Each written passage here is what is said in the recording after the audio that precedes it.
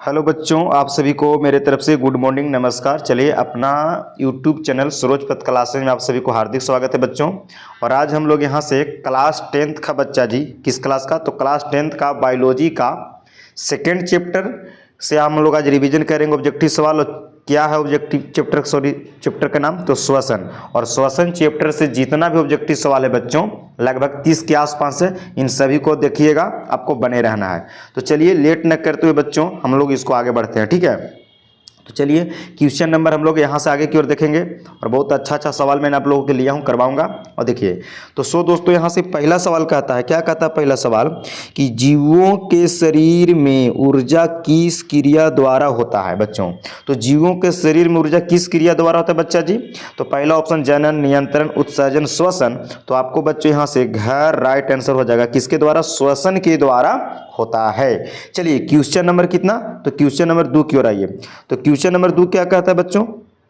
Question number 2 कहता है बच्चा, यहाँ से देखिए, कि पचे हुए भोज्य पदार्थों से ऊर्जा के उत्पादन में भोजन अणुओं का क्या होता है? तो भोजन अणुओं का क्या होता है? पचे हुए भोज्य पदार्थों से ऊर्जा के उत्पादन में भोजन अणुओं का क्या होता है? दहन होता है कि ऑक्सीकरण होता है कि परिवर्तन होता है कि समन्वय?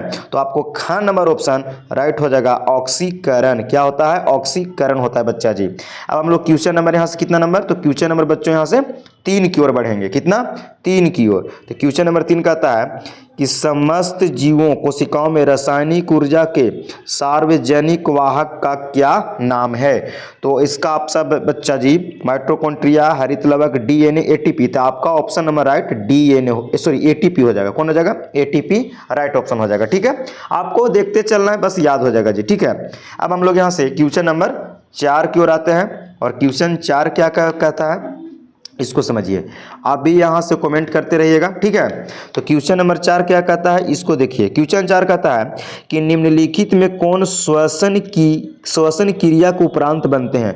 जब हम लोग श्वसन की क्रिया करते हैं तो क्या बनते हैं? पहला ऑप्शन है CO2 O2, है ना, फिर है O2 H2O एवं ऊर्जा, फिर है CO2 H2O एवं ऊर्जा। तो आपका बच्चा जी यहाँ से ग नंबर ऑप्शन राइट हो जाएगा, यानी कि कार्बन डाइऑक्साइड बनता है, जल बनता है एवं ऊर्जा भी बनता है, यानी कि ऑप्शन नंबर ग राइट हो जाएगा, ठीक है।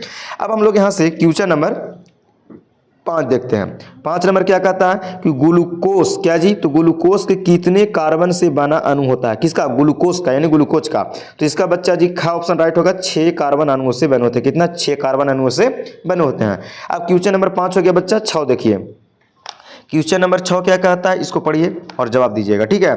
क्वेश्चन नंबर 6 कहता है जी कि किस क्रिया द्वारा ग्लूकोज के एक अणु से 2 अणु पाइरूवेट का निर्माण होता है ना। कहता है किस क्रिया द्वारा ग्लूकोज के एक अणु से 2 पाइरूवेट का निर्माण होता है?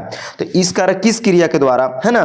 तो इसको भाई साहब आपका 6 नंबर सवाल का ऑप्शन नंबर का राइट हो जाएगा, यानी कि अवायवीय श्वसन। क्या? अवायवीय श्वसन आपका राइट हो जाएगा। किसका? अवायवीय श्वसन के द्वारा होता है। अब क्वेश्चन नंबर कितना? तो क्वेश्चन नंबर बात करते हैं 7 की। तो क्वेश्चन 7 क्या कहता है कि ऑक्सीजन की अनुपस्थितियों में पाइरूवेट से इथेनॉल एवं CO2 बनाने की क्रिया कहलाती है। तो क्या कहलाती है बच्चा? इसका जवाब दीजिए। तो ऑक्सीजन की अनुपस्थिति मतलब कि ऑक्सीजन नहीं रहेगा, तो पाइरूवेट से इथेनॉल में परिवर्तन करेगा और कार्बन डाइऑक्साइड बनाने की क्रिया को क्या कहते हैं? तो इसका बच्चा आपका ऑप्शन हो जाएगा, क्या कहते हैं इस प्रक्रिया को बच्चों? कहते हैं किण्वन। क्या कहते हैं? किण्वन कहलाता है। क्या कहलाता है? किण्वन। अब क्वेश्चन नंबर हम लोग यहाँ से क्या देखेंगे? 8। तो क्वेश्चन नंबर 8 देखेंगे। अब 8 को देखने के बाद आप लोग कमेंट कीजिएगा फिर, ठीक है। तो क्वेश्चन नंबर 8 कहता है यहाँ से, क्वेश्चन नंबर 8 कहता है बच्चा, देखिए यहाँ पे 8 नंबर, कि निम्नलिखित किसमें किण्वन क्रिया होती है? क्या कौन सी क्रिया? तो किण्वन की क्रिया। तो किण्वन की क्रिया किसमें होती है? किसमें होती है? पेशी कोशिकाओं में होती है कि ईस्ट में होती है कि माइटोकॉन्ड्रिया में होती है कि सभी जीवों में? तो किण्वन की क्रिया बच्चा जी यहाँ से आपका ऑप्शन नंबर ख राइट होगा। किसमें? ईस्ट में होती है। किसमें होती है? ईस्ट में होती है। किण्वन की क्रिया किसमें होती है? ईस्ट में होती है। अब हम लोग बच्चों क्वेश्चन नंबर यहाँ से 9 देखेंगे कि 9 नंबर सवाल कहता है, क्या कहता है 9 नंबर, इसको समझिएगा। 9 नंबर कहता है कि बहुत, क्या कहता है जी, कि बहुत ज़्यादा चलने या दौड़ने से हमारी मांसपेशियों में क्रैम्प या तकलीफ क्यों होती है? क्योंकि भाई लैक्टिक अम्ल की मात्रा ज़्यादा हो जाती है। तो ऑप्शन नंबर घ का नहीं गया, राइट हो जाएगा जी। देखो ऑप्शन नंबर घ राइट हो जाएगा, अधिक मात्रा में लैक्टिक अम्ल के संचय से हो जाता है। अब क्वेश्चन हम लोग 9 कर लिए। अब बच्चा जी यहाँ से क्वेश्चन नंबर हम लोग कितना नंबर, तो क्वेश्चन नंबर यहाँ से 10 करने वाले हैं। चलिए आगे की ओर बढ़ते हैं। तब क्वेश्चन नंबर 9 तक कर लिए, क्वेश्चन नंबर 10 देखिए क्या कहता है, इसको समझने का प्रयास कीजिएगा बच्चा, ठीक है। हाँ, ध्यान से वीडियो में बने रहिए, आपको मैं धीरे धीरे सारे बायोलॉजी, फिजिक्स, केमिस्ट्री को 10th क्लास का 9th क्लास का प्रोवाइड करवा दूंगा। तो क्वेश्चन 10 क्या कहता है, इसको देखिए। कहता है कि पाइरुवेट के पूर्ण ऑक्सीकरण कहाँ होता है? यानी कहने का मतलब है कि पाइरुवेट का पूर्ण ऑक्सीकरण कहाँ होता है? तो इसको होता है बच्चा जी आपको माइटोकॉन्ड्रिया में, यानी कि ऑप्शन नंबर ग राइट हो जाएगा। कहाँ होता है? माइटोकॉन्ड्रिया में। अब क्वेश्चन नंबर कितना 11 पढ़े। क्वेश्चन नंबर 11 कहता है कि ऑक्सीजन युक्त वायु श्वसन से पौधे में, श्वसन वायुमंडल, सॉरी, ऑक्सीजन युक्त वायु वायुमंडल से पौधे में किन अंगों द्वारा प्रविष्ट होती है? पहला ऑप्शन है रंध्रों द्वारा, फिर है वात रंध्रों द्वारा, कि अंतरकोशिकीय स्थानों द्वारा, किन में से सभी।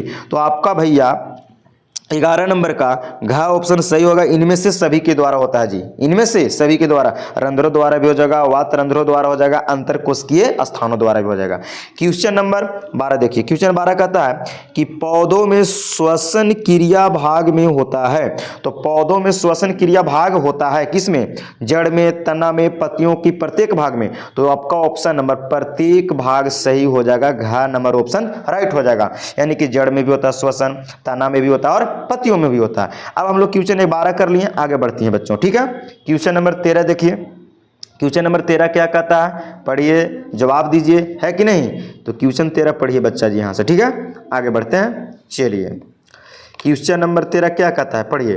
क्वेश्चन नंबर 13 कहता है भाई साहब कि जंतुओं की अपेक्षा पौधों में श्वसन की गति होती है। तो जंतु की अपेक्षा पौधों में श्वसन की गति क्या होती है बच्चों? तो धीमी होती है। का नंबर ऑप्शन राइट हो जाएगा। क्या हो जाएगा? का नंबर ऑप्शन राइट हो जाएगा जी। क्वेश्चन नंबर कितना 14 पढ़िए। क्वेश्चन 14 कहता है बच्चा कि टीडा तथा तिलचट्टा में श्वसन निम्नांकित किसके द्वारा होता है? एक टीडा और तिलचट्टा, तो जितने भी कीट पतंग है बच्चों, ये किसके द्वारा होती है? तो ट्रैकिया के द्वारा होती है। यानी कि बच्चा जी यहाँ से कह सकते हैं कि 14 के ऑप्शन नंबर का राइट हो जाएगा, ट्रैकिया के द्वारा। किसके द्वारा? ट्रैकिया के द्वारा। यानी कि जितने भी कीट पतंग होते हैं, जितने भी कीट पतंग, टीडा, तिलचट्टा, ये सब ट्रैकिया के द्वारा। किसके द्वारा? ट्रैकिया के द्वारा। यानी कि का नंबर ऑप्शन राइट हो जाएगा। क्वेश्चन 15 पढ़िए। 15 नंबर कहता है कि किस जंतु में श्वसन गैसों का आदान प्रदान रक्त एवं जल के बीच विसरण द्वारा होता है? तो किसके द्वारा होता है बच्चा, बताइए। तो ये होता है भाई साहब किस जीव में? तो किस जंतु के द्वारा बोल रहा है ना, तो किस जंतु के द्वारा बोल रहा है कि श्वसन गैसों का आदान प्रदान रक्त एवं जल में विसरण द्वारा होता है। किसके द्वारा? विसरण। तो बच्चा जी आपका मछली तो होती है ना, अमीबा नहीं होगा, पैरामीशिया मछली आपका बच्चा राइट ऑप्शन, यानी कि ग नंबर मछली सही है ऑप्शन, ठीक है। हाँ, क्वेश्चन नंबर 16 पढ़िए। क्वेश्चन नंबर 16 पढ़िए, क्या कहता है? क्वेश्चन नंबर 16 कहता है कि निम्नलिखित किस जंतु में श्वसन फेफड़े के द्वारा होता है? क्या के द्वारा? फेफड़े के द्वारा। तो आपका ऑप्शन यहाँ इसके अनुसार क्या होने वाला है, इसको देखिए। तो इसका ऑप्शन आपका हो जाएगा बच्चा कौन? झींगा नहीं होगा, सीप भी नहीं होगा, कछुआ। यानी कि कछुआ, ग नंबर ऑप्शन राइट हो जाएगा जी। ग नंबर ऑप्शन राइट हो जाएगा। कछुआ में होता है। किस में होता है? कछुआ में होता है भाई साहब, इसको बात को याद रखना है। अब हम लोग क्वेश्चन 16 कर लिए। क्वेश्चन नंबर 17 की ओर बढ़ते हैं। 17 क्या कहता है, इसको पढ़िएगा। तो क्वेश्चन नंबर 17 कहता है जी, क्या कहता है 17 कि मनुष्य में नासिका बेस में का छोटा भाग जिसे बाह्यनास का छिद्र खुलता क्या कहलाता है? इस क्षेत्र को क्या कहते हैं बच्चों? तो इस 17 नंबर का सवाल का आपका ऑप्शन कौन होगा, बताइए। मनुष्य में नासिका बेस में छोटा अग्रभाग किसमें बाह्यनास का द्वारा छिद्र द्वारा खुलता है? तो इसको कहते हैं बच्चों प्रघ्राण या प्रकोष्ठ कहते हैं। क्या कहते हैं? प्रघ्राण या प्रकोष्ठ कहते हैं। क्वेश्चन नंबर 18 पढ़िए। कहता है कि निम्नांकित कौन सीधे वायु कोश या एल्वियोलाई में खुलती है? तो कौन खुलता है? कौन सीधे वायु कोश में खुलती है? तो ये आपका खुलता है बच्चा वायु कोष्ठिका वाहिनी। घ नंबर ऑप्शन राइट होगा, वायु कोष्ठिका वाहिनी। क्वेश्चन नंबर 19 की ओर बढ़ते हैं। तो क्वेश्चन 19 क्या कहता है, इसको देखिए। क्वेश्चन 19 कहता है जी साथी कि मानव शरीर में कौन सी रचना वक्ष गुहा के उदर गुहा से अलग करती है। कहता है कि मानव शरीर की कौन सी रचना वक्ष गुहा को उदर गुहा से अलग करती है। तो ये भाई साहब आपका का ऑप्शन राइट है, डायफ्राम करता है। कौन डायफ्राम करता है जी, का नंबर ऑप्शन राइट हो जाएगा। अब क्वेश्चन नंबर 20 देखिए। 20 क्या कहता है कि श्वसन के दौरान जब पसलियों के बीच स्थित पेशियां संकुचित होती है तब क्या होता है। तो भाई साहब आपका वक्ष गुहा फैल जाती है। कौन ऑप्शन, ऑप्शन नंबर ख राइट होगा। वक्ष गुहा फैल जाती है, वक्ष गुहा फैल जाती है कब, जब श्वसन के दौरान पसलियों के बीच संकुचित होती है तब। अब क्वेश्चन नंबर कितना, तो 21 देखा जाए। क्वेश्चन नंबर 21 क्या कहता है, इसको देखिए।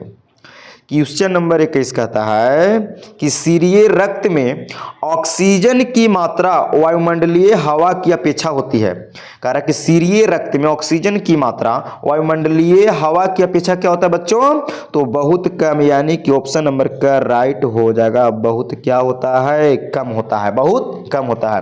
क्वेश्चन नंबर 22 पढ़िए। कहता है कि एक कोशिकीय जीव जैसे में अमीबा हो गया, है ना, पैरामीशियम हो गया, श्वसन के गैसों का आदान प्रदान निम्नलिखित में किसके द्वारा करते हैं। तो किसके द्वारा करते हैं बताइए।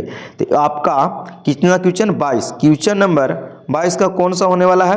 तो एक कोशिकीय जीव जितने भी हैं वह किसके द्वारा श्वसन गैसों का आदान प्रदान करते हैं, तो कोशिका झिल्ली के विसरण, यानी कि 22 का नंबर ऑप्शन राइट होगा। कोशिका झिल्ली के विसरण द्वारा, कोशिका झिल्ली के विसरण द्वारा।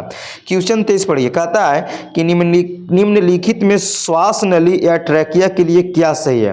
क्या, तो श्वास नली और या ट्रैकिया के लिए क्या सही है। तो इसका ऑप्शन नंबर ख राइट होगा कि शाखित तथा वायु से भरी होती है, इसलिए शाखित तथा वायु से भरी होती है, यानी कि ऑप्शन नंबर ख राइट है जी इसका, तो इसका। अब चलिए क्वेश्चन नंबर 24। क्वेश्चन नंबर 24 क्या कहता है साथियों, देख लीजिए इसको भी एक बार, ठीक है। कहता है 24 नंबर कि निम्नांकित कौन मानव श्वसन तंत्र का भाग नहीं है। कौन, 4 ऑप्शन है। कहता है कौन इसमें श्वसन तंत्र का भाग नहीं है। तो नासिका छिद्र तो है जी, श्वास नली भी है, गिल्स तो नहीं होगा। गिल्स जो है बच्चों श्वास नली का भाग नहीं होगा, यानी कि ग नंबर ऑप्शन राइट है, ग नंबर ऑप्शन राइट है जी। अब क्वेश्चन नंबर हम यहाँ से 25 की ओर बढ़ते हैं। 25 नंबर कहता है कि मनुष्य में बाह्य नसिका छिद्र भीतर की ओर सीधे कहाँ खुलते हैं। कह रहे कि मनुष्य में जो बाह्य नसिका छिद्र है वो भीतर की ओर सीधे कहाँ खुलते हैं बच्चों। तो एक खुलता है आपको नासिका बेस्मे में, यानी कि का नंबर ऑप्शन राइट होगा। कहाँ खुलता है, नासिका बेस्मे में, नासिका बेस्मे में खुलता है। क्वेश्चन नंबर 26 पढ़िए। 26 क्या कहता है कि मनुष्य में कुछ निम्न स्तनधारियों की अपेक्षा सूंघने की क्षमता कम होती है। क्यों, तो क्यों सूंघने की क्षमता, कोई स्तनधारी ऐसे जैसे मनुष्य में कुछ निम्न स्तनधारियों की अपेक्षा मनुष्य से कम होती है। तो क्यों सूंघने की क्षमता कम होती है, क्योंकि भाई साहब उसका घ्राण क्षेत्र बहुत छोटा होता है, बहुत कम होता है, इसलिए, यानी ऑप्शन नंबर घ राइट हो जाएगा। घ्राण क्षेत्र अत्यंत छोटा होता है इसके कारण जी, ठीक है। अब क्वेश्चन नंबर 26 सही हो गया। 27 चलिए। तो क्वेश्चन 27 क्या कहता है बच्चों, इसको देखिए।